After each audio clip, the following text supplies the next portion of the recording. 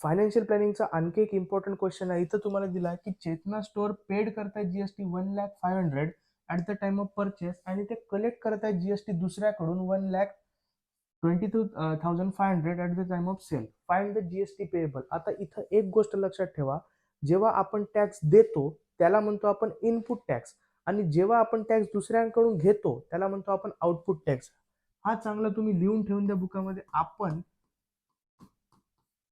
Tax देतो त्याला म्हणतो आपण इनपुट टॅक्स आणि आपण टॅक्स घेतो त्याला म्हणतो आपण आउटपुट टॅक्स. हा चांगला तुम्ही लक्षात ठेवा.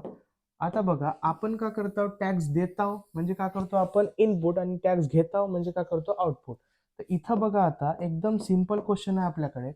चेतना स्टोअर पेड जीएसटी, ते का करताय पेड करताय.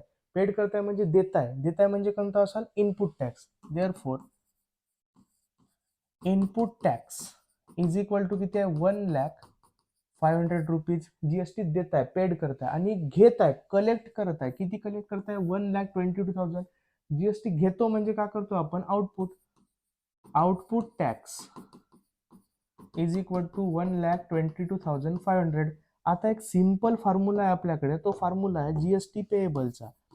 GST payable is equal to output tax minus ITC. ITC म्हणजे होते इनपुट टॅक्स.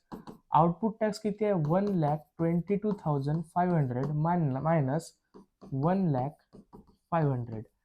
1,22,500 मधून 1,05,000 मायनस कराल तर इथं आपला आन्सर येईल 22,000. देअरफॉर जीएसटी पेएबल हा किती राहील आपला 22,000. एवढा इझी असा हा क्वेश्चन आहे.